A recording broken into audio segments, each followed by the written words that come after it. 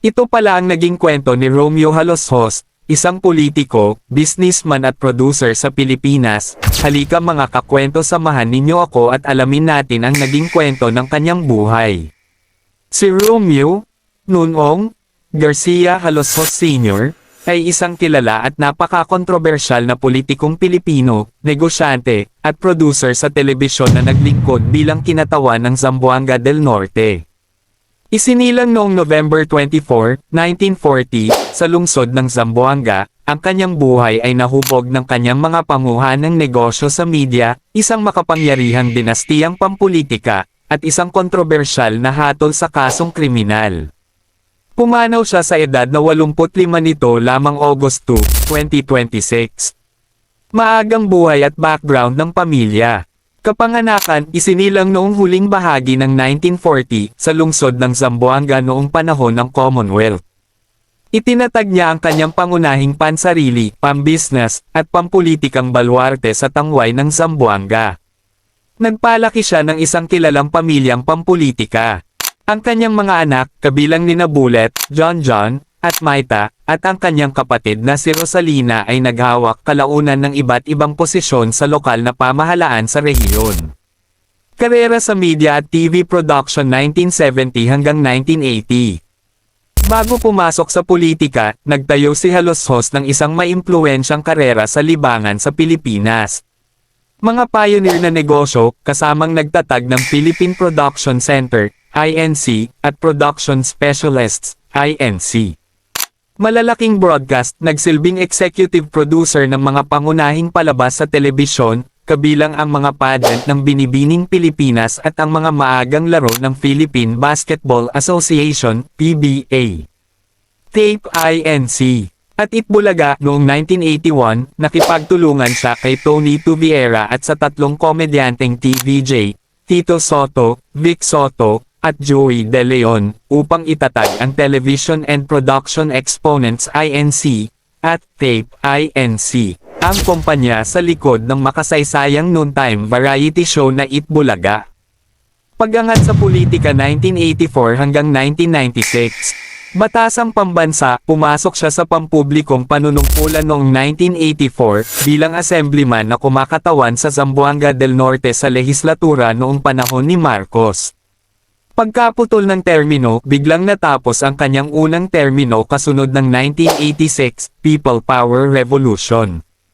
Pagbabalik sa Kongreso, muli siyang matagumpay na nanalo ng pwesto noong 1995, kung saan naglingkod siya bilang kinatawan ng unang distrito ng Zamboanga del Norte. Pagkakasala sa kaso at pagkakakulong 1996 hanggang 2009. Naging mabilis ang pagbagsak ng kanyang karera sa politika dahil sa matitinding usaping legal. Ang mga sakdal, noong August 1996, inakusahan siya ng panggagahasa sa isang 11 taong gulang na babae. Ang hatol, napatunayan siyang nagkasala ng Makati Regional Trial Court noong December 1997, para sa 2 ulit na statutory rape at 6 na ulit na acts of lasciviousness. Hinatulan siya ng habang buhay na pagkabilanggo, reclusion perpetua. Panalo mula sa kulungan, bagamat nakakulong sa New Bilibid Prison, nagawa pa rin niyang manalo sa re-election mula sa loob ng rehas noong 1998 at 2001. Pagpapatalsik, pinagtibay ng Korte Suprema nang may pinalidad ang kanyang hatol noong 2001, na nagbunga ng kanyang opisyal na pagpapatalsik sa listahan ng kapulungan ng mga kinatawan noong April 2002. Paglaya, pinagaan ni Pangulong Gloria Macapagal Arroyo ang kanyang parusa, at nakalaya siya sa kulungan noong March 2009, sa ilalim ng Good Conduct Time Allowances. Huling mga taon at impluwensya pagkatapos makalaya 2009 hanggang 2026. Mga pagtangkang magbalik sa politika, nanatili siyang isang regional na leader, kung saan nagtangkas siyang tumakbo bilang punong lungsod ng Dapitan noong 2012, bagamat hinarap ang paulit-ulit na mga katanungang legal ukol sa kanyang kwalifikasyon dahil sa kanyang nakaraang hatol.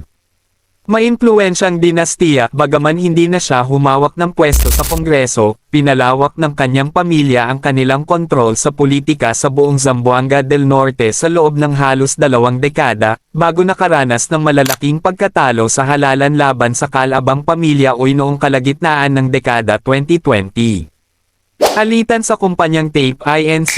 noong 2023 hanggang 2024, ang kanyang kumpanyang Tape Inc. ay pumasok sa isang kontrobersyal na labanang legal sa TVJ para sa karapatan sa trademark ng Itbulaga, na humantong sa pagpapusara ng kanilang kapalit na palabas sa GMA Network, ang tahanang pinakamasaya. Pagpanaw. Pumanaw si Romeo Haloshos Sr. noong August 2, 2026, sa edad na 85. Kasunod ng kanyang pagpanaw, nag-organisa ang kanyang pamilya ng pampublikong burol sa The Heritage Park sa Taguig City at sa Gloria de Dapitan Complex na pagmamay-ari ng kanilang pamilya sa Dapitan City. Nagustuhan nyo ba ang ating video mga kakwento? Wag mo naman kalimutang i-like ang video natin at i-follow mo na rin ako, para updated ka sa mga bagong video natin at i-comment mo na rin dyan sa baba kung saan lugar ka para alam ko kung saan nakarating ang ating video. Salamat!